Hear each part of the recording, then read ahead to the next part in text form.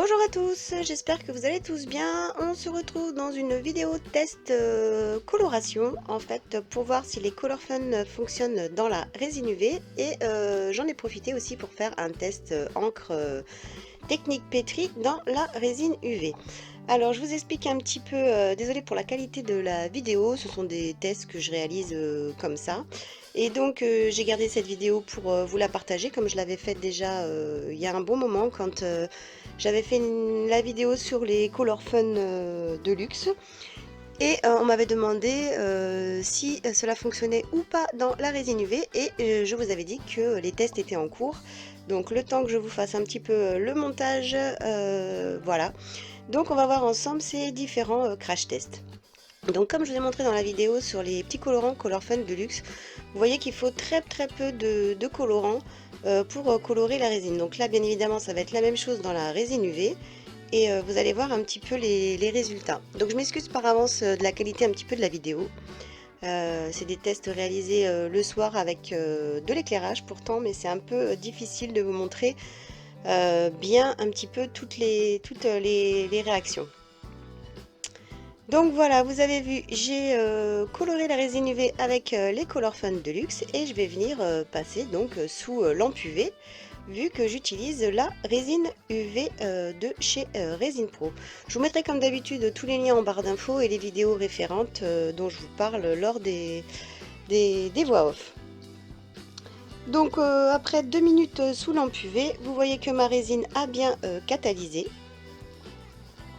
Donc je retourne le moule pour la résine UV. Ce qui est bien, c'est d'utiliser des moules transparents comme ceci.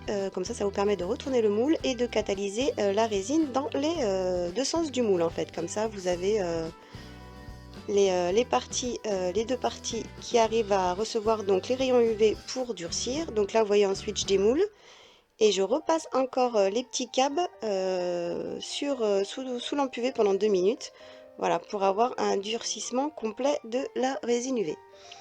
Donc pour vous montrer un petit peu le résultat, donc ça colore effectivement la résine UV, sauf que ça fait une petite réaction, c'est-à-dire que en surface, au fond du moule, vous allez voir, ça donne des petits effets, des petites craquelures, voilà, des petits effets sur le dessus. Donc c'est pas non plus moche, là ça l'a pas trop fait sur le vert, ça dépend un petit peu je pense des colorants. Voilà, sur celui-là ça l'a pas trop fait. Mais vous voyez sur les bords quand même qu'il y a une petite réaction. Donc il n'y a pas de souci quand vous mettez un tout petit peu de colorant vraiment sur une petite pointe de cure-dent. Donc le colorant, la résine reste transparente, vous voyez, et donc du coup ça colore évidemment la résine. Mais par contre, vous voyez, il y a ce petit effet qui se crée. Pourtant, mes moules ne sont pas du tout, vous voyez, abîmés sur le fond. C'est pas un effet de moule, par exemple, qui serait abîmé. Non, non, ça fait comme ça, des petits effets de fracture, de fractales sur les cabochons. C'est assez sympathique, je trouve, comme effet. Pourquoi pas, vous voyez. Donc voilà. Donc ça colore effectivement la résine UV. Donc sur certains colorants comme celui-là, là c'est pareil, ça a fait l'effet mais un peu différent. Donc en fait ces colorants normalement ils sont utilisés, enfin ils sont conçus pour les résines époxy et les résines polyuréthane. Vous voyez là par exemple ça fait une réaction avec la résine UV, ça a fait une petite bulle. Donc sachez aussi que tous vos cabochons en résine UV vous pouvez les rattraper avec la technique du ponçage et du lustrage. Donc il y a toujours moyen de récupérer vos cabochons. Là vous voyez aussi on voit l'effet ce que ça a donné. Donc sur le fond du moule au niveau du contact du colorant avec la résine UV.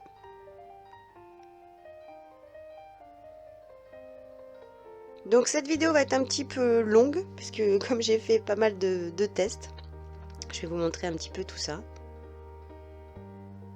Donc pour ceux qui connaissent ou pas la résine UV que je suis en train d'utiliser, c'est une résine prête à l'emploi qui catalyse sous lampe UV. Donc ce qui est bien, c'est de travailler avec des lampes, des petits fours à lampe, ce qu'on appelle les petites lampes comme pour la réalisation de nail art. Donc des lampes UV 36 watts, c'est vrai que ça permet de durcir plus rapidement la résine que si vous utilisez des petites lampes de 9 watts, 9 ou 12 watts. La résine UV aussi, donc comme son nom l'indique, prend avec les rayons UV. Donc vous pouvez aussi, si vous n'avez pas de lampe UV, vous pouvez mettre vos créations en plein soleil et ça permet aussi également à la résine de catalyser.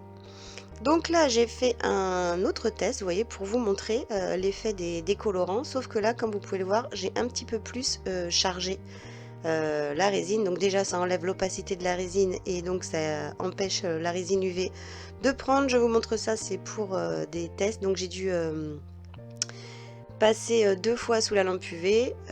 Donc on a l'impression comme ça en surface que c'est pris, mais vous verrez que pas totalement en fait, puisque à l'intérieur ce n'est pas vraiment pris. Vous allez le voir après par la suite.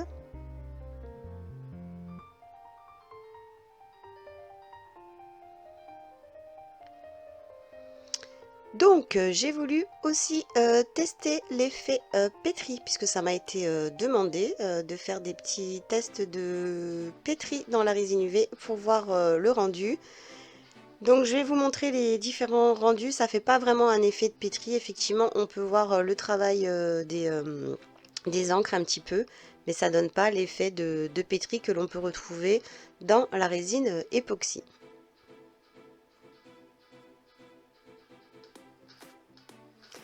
Donc vous avez vu qu'avec les encres Pignata, en mettant un tout petit peu de colorant, un petit peu d'encre alcool, pardon, vous voyez que vous pouvez colorer aussi également vos résines. Très peu de colorants donc suffisent. Là je fais une petite technique pétri, mais je ne charge pas trop en encre puisque ça rend la résine opaque et qu'en plus les encres à alcool assez chargées comme ça dans la résine, ça fonctionne pas vraiment. Donc voilà, en fait ça empêche la catalyse. Donc je passe tout ça sous lampe UV. Je continue mes petits crash tests.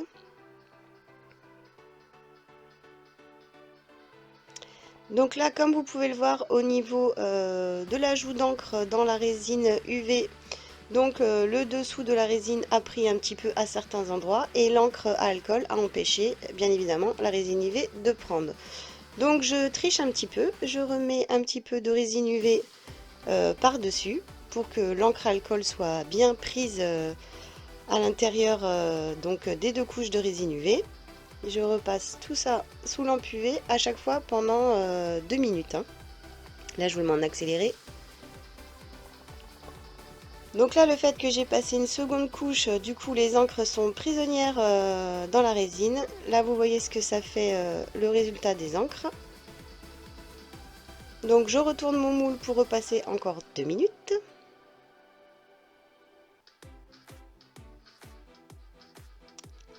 Donc là, je défais mes câbles pour pouvoir les repasser encore 2 minutes.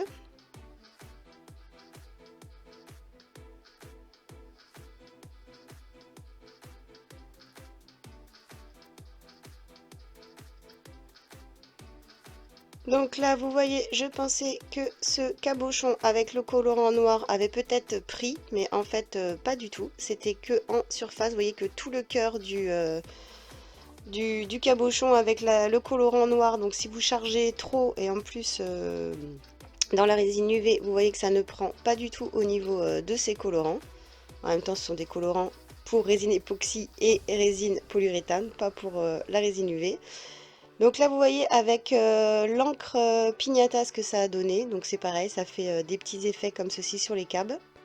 Après, si vous voulez pas ces effets-là, il vous suffira de reponcer pour éliminer donc en surface cet effet.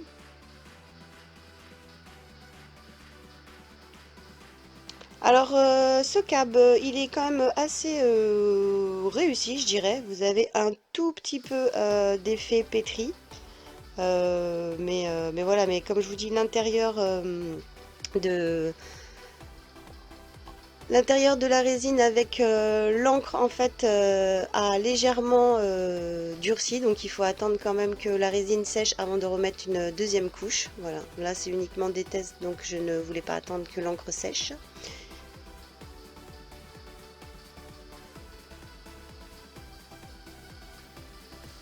Donc du coup, je reteste avec d'autres encres dans d'autres cabochons avec différentes couleurs d'encre. Pour vous dire aussi, car selon les pigments qui sont dans les encres, la résine ne va pas réagir du tout de la même manière. Donc on tente à nouveau un petit pétri dans la résine UV pour voir le résultat.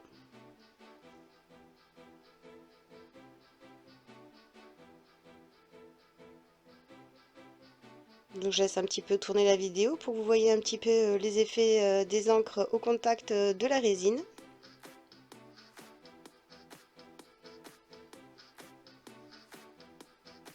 Voilà, ça c'est les effets de la technique pétri.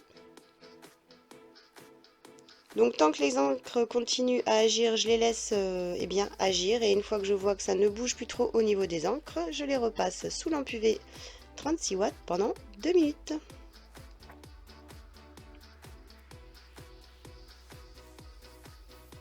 Donc comme tout à l'heure, vous pouvez voir, il y a plein d'encres qui n'ont pas du tout pris.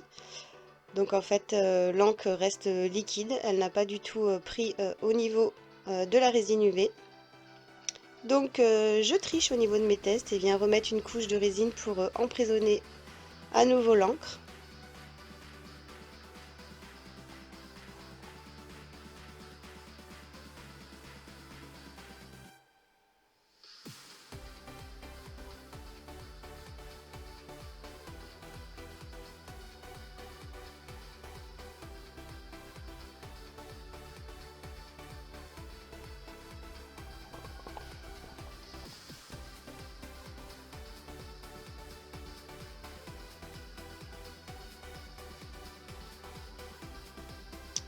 Donc là, comme vous pouvez voir, malgré la deuxième couche de résine UV, la résine ne prend pas du tout.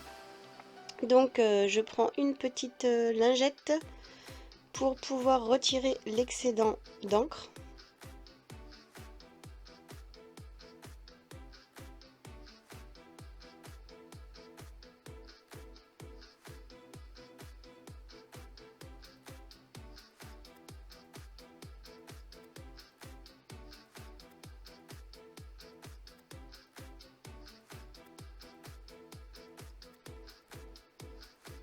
Et je triche encore un petit peu en remettant une nouvelle couche de résine UV. Alors vous pouvez faire ces tests si vous le souhaitez, mais je vous conseille d'attendre que l'encre sèche complètement pour avant de rajouter à nouveau une couche de résine UV pour emprisonner les encres.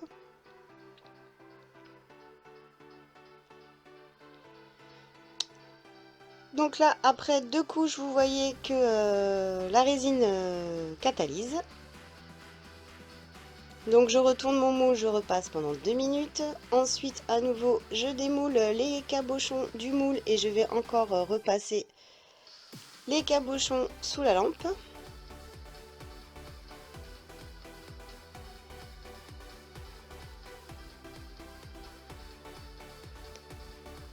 Et voilà pour le résultat de ces cabochons. Donc vous voyez que les encres créent quand même un effet dans la résine UV.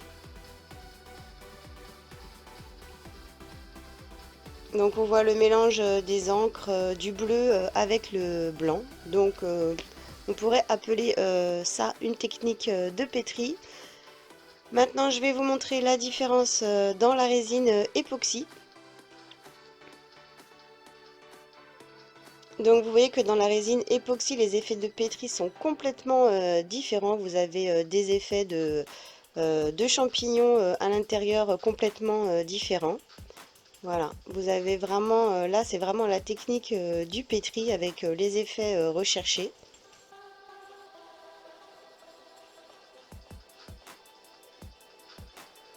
Donc dans la résine époxy, on a juste à déposer les encres. Donc vous voyez qu'on a un petit peu l'effet dans la résine UV, mais que ce n'est pas du tout la même qualité de pétri. Mais on arrive quand même à obtenir des effets sympathiques. Enfin moi personnellement, je préfère les effets dans la résine époxy que dans la résine UV.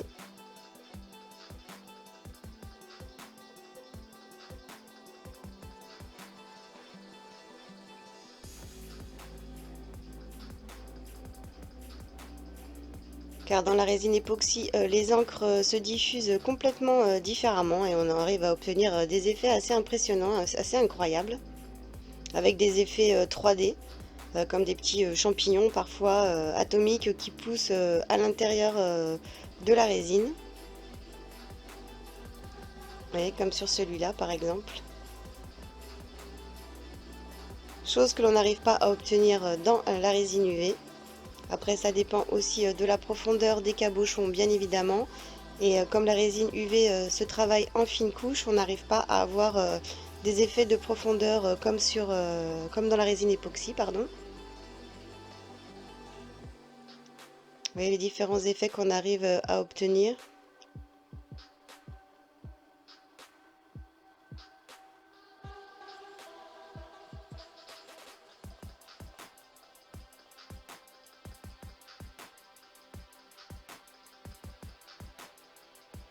Donc voilà, je tenais à vous montrer les différents cabochons pour vous montrer que les résultats sont pas du tout les mêmes et que c'est pas du tout donc la même technique, mais qu'on peut quand même, si cela vous plaît, réaliser un petit peu de pétri dans la résine UV.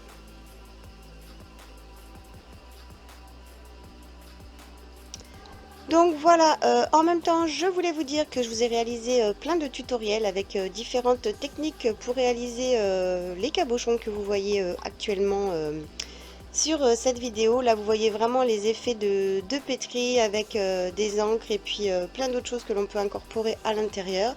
Si jamais ces techniques vous plaisent ou si vous voulez en savoir plus sur les techniques de pétri dans la résine époxy, eh bien, je vous mettrai les liens de ma boutique sur Equid.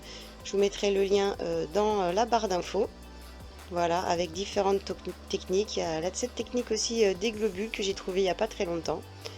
Et comme ça, si ça vous intéresse, vous pourrez retrouver les tutoriels dans ma boutique. Sur ce, je vous embrasse très très fort et je vous dis donc eh bien, à bientôt, à très vite pour plein de nouvelles vidéos polymères ou résine sur la chaîne. Je vous dis à bientôt. Ciao!